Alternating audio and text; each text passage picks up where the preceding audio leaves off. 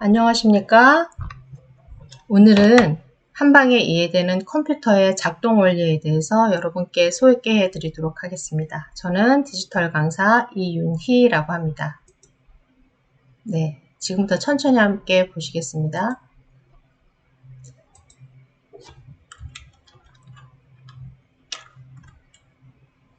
자, 먼저 컴퓨터의 작동 원리에 대해서 한 번에 요약해 보도록 할게요. 우리가 먼저 전원 버튼을 눌러서 부팅을 하게 되면 제일 먼저 파워 서플라이에 전원이 공급되게 됩니다. 자, 우리가 파워 서플라이를 통해서 전원을 공급하면요, 메인보드에 전류가 흐르기 시작하죠. 메인보드 위에 우리가 처음 이제 볼 수 있는 것이 CPU가 바로 위에 올라가 있는 것을 볼 수 있는데요. 메인보드에 전류가 흐르면 CPU에서 비로소 계산을 시작하게 되고요. 계산하는 장소는 어디냐? 메모리라고 하죠. 다른 이름으로 우리가 주기억 장치라고 하는 곳에서 계산을 하게 되고요.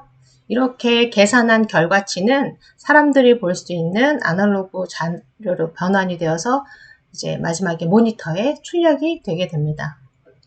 하나씩 알아보도록 하겠습니다. 부팅. 부팅은 다른 말로 컴퓨터를 구동시키는 행위라고 할 수 있는데요. 제가 여기 단어를 한번 찾아봤는데, 부츠라는 거 이제 선생님들 많이 아실 거예요. 처음에 목동이 양을 치러 갈 때 작업화 같은 거죠. 목이 긴 부츠를 신고 양을 치러 가는 목동들이 신었던 신발에서 유래가 되는데, 다른 의미로 부팅이라는 것은 일하러 나갈 준비가 되어 있다. 작업화를 신고 이제 비로소 문 밖으로 나가면서 오늘의 일을 시작한다라는 의미로 받아들이시면 되겠습니다. 부팅을 하는 작업은 우리는 어떻게 하죠? 본체에 있는 전원 버튼을 클릭하면 부팅 작업이 시작되게 되는 것입니다.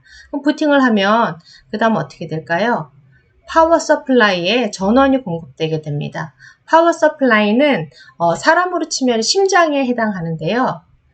파워 서플라이에 전원을 공급하면 우리 심장이 움직이면서 온 몸에 피를 공급하듯이 전류가 이제 어딘가로 흐르게 되겠죠? 맨 처음 그러면 전류가 흐르는 곳이 어딜까요? 보시는 것처럼 메인보드입니다. 메인보드는 다른 말로 마더보드라고 부르기도 합니다.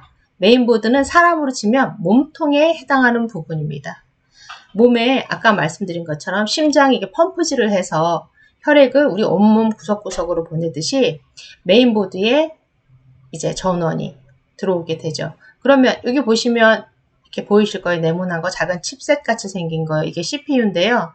메인보드 위에 이렇게 자리하고 있는 것이 CPU고, 옆쪽으로 길게 이렇게 꽂혀 있는 것이 램이라고 해서 조금 이따 설명드릴 주기억 장치가 되게 됩니다. 자, 지금까지는 메인보드에 전류가 흐른다까지 알아보셨고요. 그 다음은요, 메인보드 위에 있던 CPU가 이제 드디어 일을 시작하게 되는 겁니다. CPU는 사람으로 치면 뇌에 해당합니다. 그래서 여기서 주로 하는 작업은 연산 작업인데요. 대표적으로 사칙 연산과 논리 연산이 있습니다. 사칙 연산이라고 하면은 뭐 아시겠지만 더하기, 빼기, 나누기, 곱하기 같은 작업이 되겠고요. 논리 연산은 참과 거짓을 가려내는, 간단하게 말하면 그런 작업이 되겠죠. 자, CPU가 작업을 하는데 사람도 똑같이 공부를 하려면 책상이라는 공간이 필요하듯이 CPU가 작업을 하기 위해선 작업 공간이 필요합니다. 그것을 메모리라고 하고요. 쉽게 얘기하자면 사람으로 치면 책상을 펴고 이제 어떠한 작업을 혹은 공부를 시작하는 단계라고 보시면 됩니다. 여기 써 있죠. 메모리는 책상이다. 자, 메모리 다른 말로 뭐라고 해요? 램이라고 합니다. 주기억장치라고 하고요. 쉽게 생각하자면 우리가 책상이 좁은 것보다는 책상이 넓었을 때 더 효율적으로 공부를 할 수 있는 것처럼 메모리도 그 용량이 클수록 좋습니다.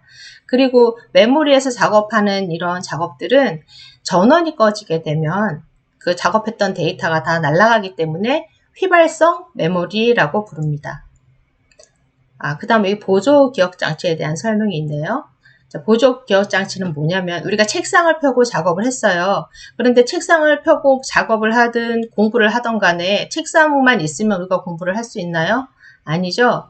우리가 공부할 뭐 여러 과목에 대한 교재도 필요하고 참고서도 필요할 겁니다. 이렇게 교재나 참고서나 자료들이 들어있는 거를 우리가 쉽게 표현해서 책장이라고 할 수 있죠.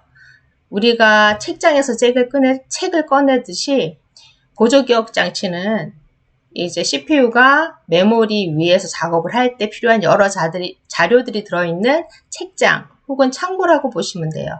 그 종류로는 HDD, 여기 보이는 그림에 제가 넣어놓은 것처럼 하드디스크가 있고요. SSD, 우리가 주로 자료들을 보관하고 우리가 숙제 같은 거 제출할 때 많이 쓰죠. USB 메모리, DVD, 플로피 디스크 등 여러 가지 형태가 있습니다. 그러면 이 보조기억 장치에는 어떤 것들이 들어가 있을까요? 보조기억 장치에는 우리가 주로 쓰는 윈도우 10 같은 운영체제들이 들어가 있고요.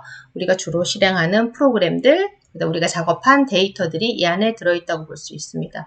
그럼 아까 메모리는 휘발성 메모리라고 말씀드렸는데, 그럼 이 보조기억 장치는 어떨까요? 우리가 만약에 열심히 밤새워 레포트를 쓴 다음에 그걸 USB 메모리에 저장을 했어요. 근데 그게 날아가 버린다 그러면 그게 보조기억 장치로서 제 역할을 다 하는 걸까요? 큰일 나겠죠?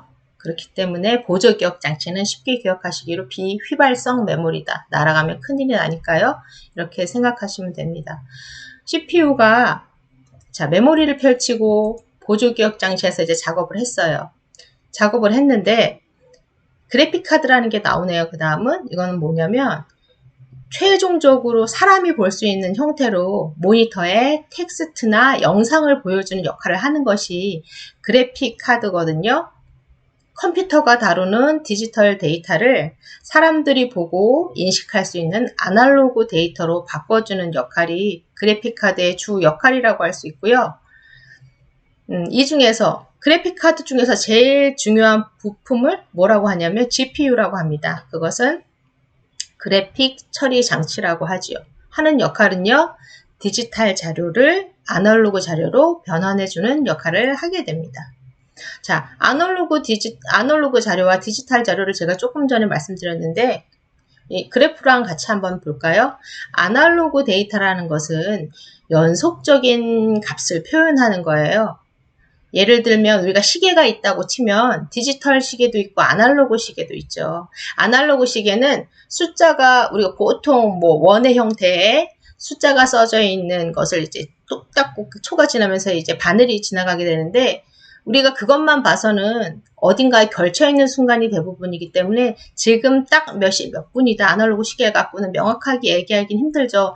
지금 그 바늘이 향해 있는 방향을 보고 지금 몇 분이구나, 몇 분에서 지금 몇 초 정도 지나고 있거나 이렇게 연속적인 값을 보는 거예요. 그래서 값을 명확하게 읽기가 어렵고요.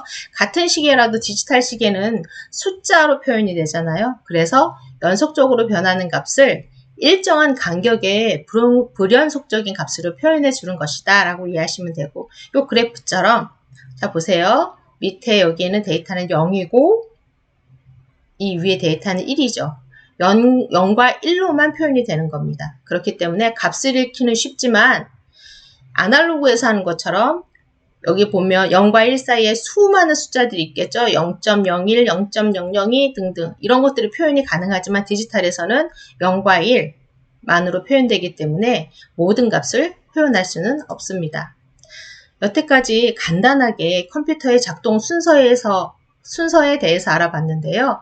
한번 머릿속에 떠올리면서 하나하나 같이 생각해 보도록 하시겠어요? 맨 처음에 작동할 때 어떤 순서가 있다고 했죠? 네, 맞습니다. 먼저 부팅이죠. 부팅은 부츠를 신고 작업을 하러 출발하는 1단계다 라고 말씀을 드렸고, 이거는 뭐의 그림일까요? 네, 이것은 파워 서플라이예요. 파워 서플라이는 인간의 뭐와 같다? 네, 인간의 심장과 같은 역할입니다. 그래서 부팅을 하면 제일 먼저 파워 서플라이에 전원이 공급되게 되고요. 그 다음은요. 가장 중요한 부분이라고 할 수 있어요. 사람의 몸통에 해당하는 메인보드에 전원이 들어오게 됩니다. 그러면 메인보드 위에 있는 무엇이 제일 먼저 계산을 시작한다고 했죠? 네, CPU. 사람의 뇌에 해당하는 CPU가 깨어나서 비로소 연산을 하기 시작한다고 말씀드렸어요. 그 다음은요. 연산을 하는데 무엇이 필요하다고 했죠? 작업 공간이 필요합니다. 그것을 메모리라고 하고요.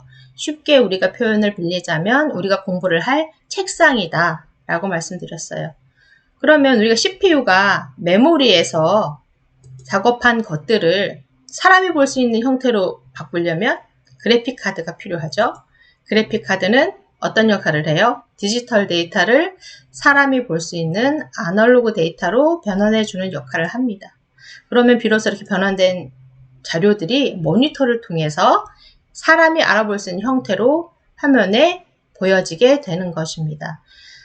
제가 이렇게 간단하게 컴퓨터의 작동 원리와 그 순서에 대해서 말씀을 드렸고요.